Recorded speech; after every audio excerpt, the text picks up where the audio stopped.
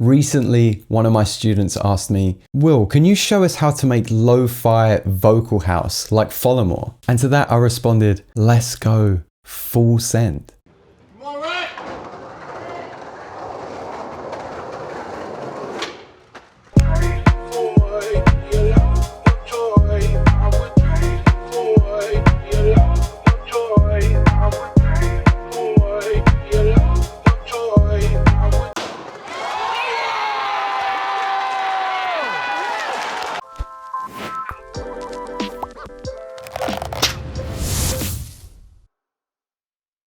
What's up, gang, and welcome back to another episode of Inspired By, a series where we look at the musical trends, past and present, to understand the techniques used so that you guys can make better music. My name's Will, and I make an assortment of music under the moniker Hushchild. So the inspiration that I've taken for this episode comes from Folamour. He's an absolute master in choosing the right sample to fit the mood, but combines this with absolutely ideal instrumentation choices to accompany this. Today we're going to look at a specific section of a song I've created for you guys, but if you want to hear the other sections of the song and even make use of this audio project, then just visit my Patreon at patreon.com/The Will Hatton. As always, I'm greatly pleased to announce that this video is sponsored by Distrokid. Make sure you stick around to hear a few more words on Distrokid and just how easy it is to release your music. But let's not waste any time, let's jump into it. I can't help but smile when listening to this track.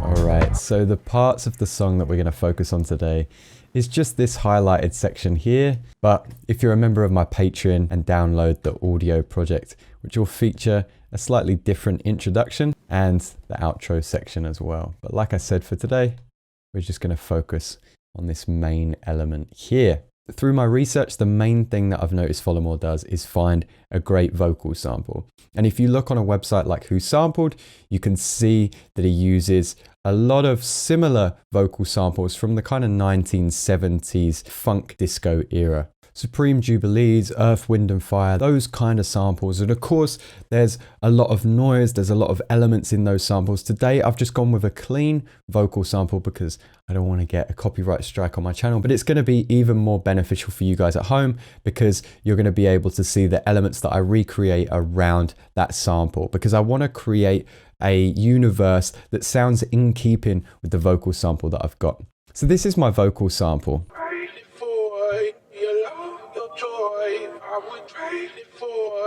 You know, I was initially creating this track for one of my students and I wanted to make sure that it sounded like something that I'd picked straight from a piece of vinyl. So of course I used Splice and I had this sample first of all. Darling, forever I would trade it for your love, your joy forever. So the first thing I noted was these oohs. There's definitely something there that I can loop over, and I did, if you listen to the original vocal sample, actually use these oohs to fill in any gaps where I would have chopped the vocal, and that included pitching the oohs as well, so it sounded like one continuous loop. So initially I chopped that on its own and put it to the side. I'm not going to do that with you guys today because I think that explanation's enough and I don't want to waste too much of your time. The first thing that I did after this was just get that section that I wanted to loop. I would trade it for your love, your joy for... I knew I wasn't going to have this forever, so we're going to delete that as well. Now at this point, I wanted to have the downbeat on the grid.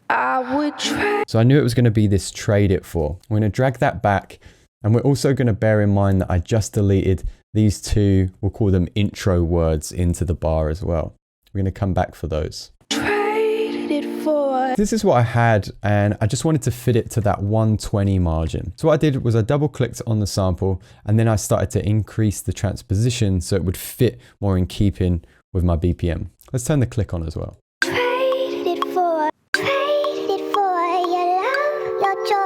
So that's much better because my 4 is landing in the middle of the bar, which is kind of where I want it to be. So at this point I can turn warp on and then take it back to its original pitch. So it's going to stay in the same place. And I think for my sample, I actually pitched it down maybe 3 semitones. Traded for your love, your joy. And then there was a lot of singing to myself. Traded for your love, your joy. I knew that there would be a pause there. So let's try and emulate that. Traded for. I'm going to drag this out so we can hear more of the it. Traded for. Traded for. And at that point, I'm actually going to drag this forward so we can have the 4 on the offbeat. Traded for. This is where I created my first break. Right here. Because I actually want your love to fall more down here so it fills out the 2-bar region. Your love, your joy. I'm going to create a new track for this because the your joy, I want it to have overlapping. So it was something like this. Your joy, your joy. Again, I was deleting and stretching. Your joy. And don't forget I had those 2 syllables at the start. So I'm going to bring those back and create a little cut here and then drag them to the end. What they need to do is sit in this space. Traded for your love, your joy. I would trade it for your love, your joy. The only thing to do now would be to grab the ooze from that blank space. Like I said, I'm not going to recreate it now, but what I did was I put it on a new track and I created a fade at the start and a fade at the end. Also going to copy the vocal further down and then pitch it to the right ooh that matches the previous one here. And then what I did was group these together with a little bit of glue compression on this layer and a little bit of Valhalla reverb, right clicking, hitting record arm and resampling it on a new track there. And that's what you can see on this track here, the resample vocal. Now, of course, there's still a couple of layers above it. And this was because I wanted to use this vocal independently. You can hear that there's a small bit of reverb on there and that's going to help extend it over the bar line. And I wanted to use these oohs independently originally as an instrument, but I didn't end up doing so. So here's our resample vocal. Now, why did I pitch it down? Well, the reason a lot of producers pitch their vocal down is so that it's easier to fit new instruments on top of. So if we pitch this up 4 semitones, we take the processing off of it. This is what it sounds like. There's a lot more sibilance, there's a lot more activity in the transients. And it's going to be quite hard to fit maybe the higher end of a piano or a kalimba sound over the top of that. So by pitching something down, you have a lot more space to be able to put some instruments over the top of it, in my opinion. And then later on, if you want to pitch it up, you're not going to be pitching it even higher. We've got a little bit more to look at, but I just want to bring your attention to Distrokid, who's our sponsor for today's video. If you're looking to release your own music, I want to tell you about our sponsor, Distrokid.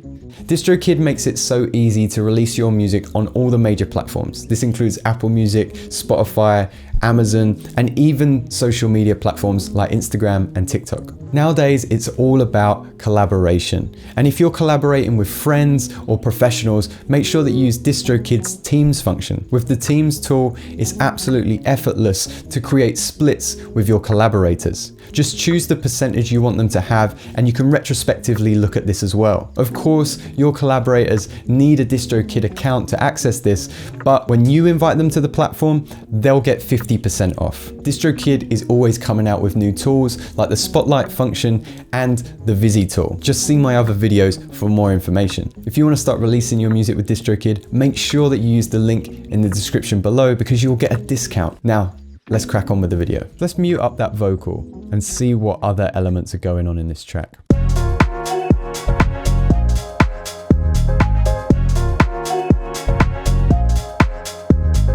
So what I had to do was create a track that sounded like it was in keeping with the sample, and that's the brilliant thing that Folamour does. The drums pretty much spoke for themselves, kind of a housey drum rhythm that I've low passed, glued together, and just made sure that my sample selection was on point. But we've got a shaker down here, and again, sample selection had to be on point for this shaker because again, I've pitched it down. I want it in keeping with everything else that's going on, and I didn't want a nice, bright, dynamic shaker sound. I wanted something that already sounded a little bit lo-fi, and by pitching something down, you can achieve that pretty easily. panned it to the left, kept it super quiet in the mix with the transient master, just taking off some of that extra noise that's there. Bringing that right down makes it nice and smooth. EQing it heavily, adding the Haas effect, making it nice and wide, and the sidechain compressor, just adding that pump-in dynamic. The hi-hats, on the other hand, are on a drum rack, and that's so I can control the velocities that are coming in. So these 3 hi-hats are of a similar velocity. This middle one sitting off the grid to this one. Once it hits that second downbeat, I've brought the velocity right down, and that's to allow other instruments and other percussion to come through and to make it a little bit more realistic. And speaking of realistic, these elements here are also off the grid slightly to make it a little bit more human. And that's the benefit of dropping your sample into a drum rack or a MIDI layer. My snare, 3 elements, 2 claps, and then a rim shot that sits completely central with the utility plugin. So all of those together with a tiny little bit of plate reverb makes it sound a little bit more like a Folamour snare. There's not much to be said about the kick, just a nice EQ'd sample. I'm going to jump down to the piano sample that I created before I go into my other elements, because I did want to create a space that sounded like it was sampled off of a record. So I actually used 2 layers for the piano. One was just Alicia's keys. You can see RC20 doing its thing there, and I've EQ'd it with Pro Q2 there. But I've also used this KRS sample from Splice, and notice if you have a look at the MIDI, I've got my initial sample playing on the downbeat and then my piano playing on the offbeat.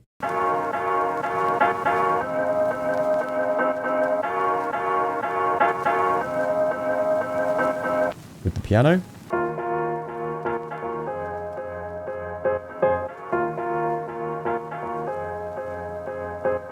And I'm just using the sidechain compressor from the kick drum, coupled with the glue compressor and some EQ to make it sound like it came from a similar place.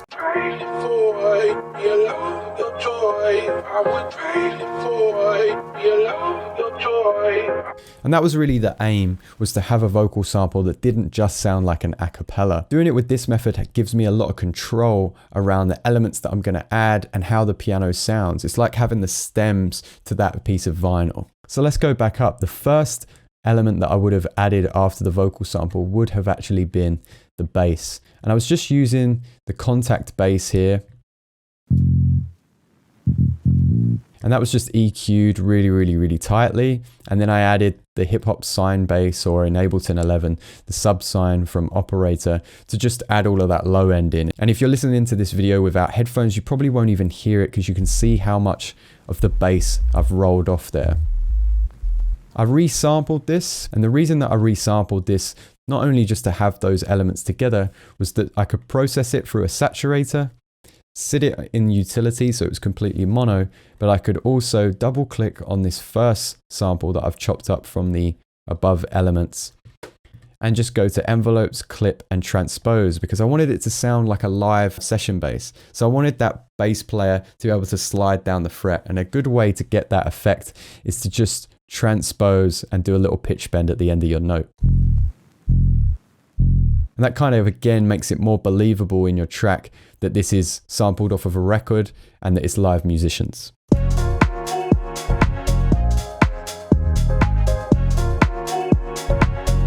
Finally, as we come to my other elements, at the beginning of the track, like I said, if you go over to my Patreon, you can hear this more in depth. I've added these kalimba layers just as a kind of introductory melody.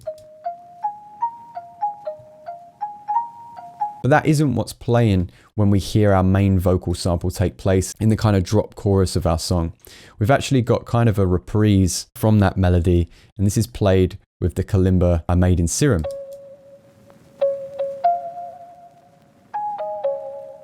Now, why a different sound? Well, when we're looking at some of the Folamour tracks, especially Devoted to You, he doesn't really use crashes, rises, hits, that kind of thing to signal the new sections of the song. He intentionally uses filters and cleverly fades out melodic elements of the track and fades in new instruments. You'll notice this in Devoted to You, where it starts with kind of a harp melody, but then when we get into our main section of the song, we're using more of a steel drum melody.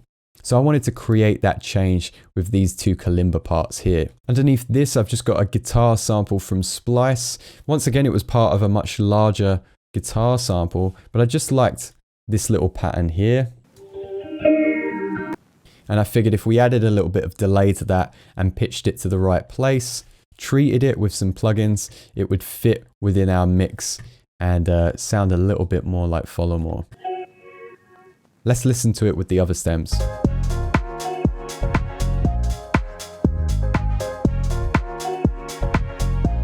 It's nice, it comes off the beat and it's just there sitting in the back. You can't really hear it unless, you know, it's been brought to your attention. But something that you probably have noticed is the contact brass elements. But of course, if you're using Ableton 11, then you can download the free Spitfire audio brass, which is really nice as well. I just gravitate to the contact brass because I use it often. And this is just playing kind of the root,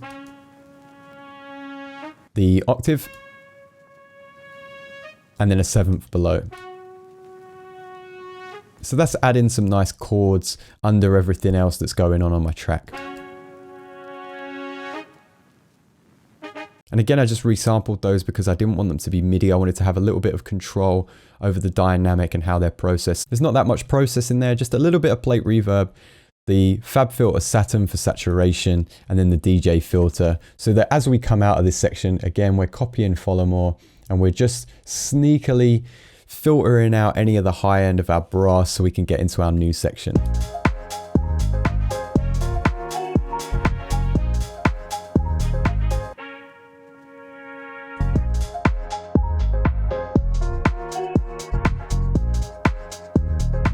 And that's pretty much it for the track, guys. I haven't really mixed or mastered this, but on the master channel, I have used RC20 to kind of bring it all together, run all my elements through the same device, add in a little bit of distortion, just EQing it slightly. And then I'm using another instance of RC20 before the limiter. And you've seen me use this before in my disclosure video. I got the inspiration for this technique from them. I'm just automating in a little bit of movement to just add that kind of live DJ feel. It's a nice little trick to use if you're a little bit tired of using, you know, just a reverse crash and then some white noise as you go into your new section. I really enjoyed making this track. How do you guys think I did? And let me know if you want to stream this because I'm tempted to finish it up and release it. Let me know if that's something you want to hear. As always, my social medias, my Discord, and anything else that I've mentioned is in the description below. You may have seen on my socials that I'm bringing back the lo-fi live stream and I want you guys to get involved. So if you fancy finding out more, that's also in the description. If you've learned something new and enjoyed this video, make sure you do like and subscribe as it greatly helps out the channel. But for now, guys, I thank you so much and I'll see you next time.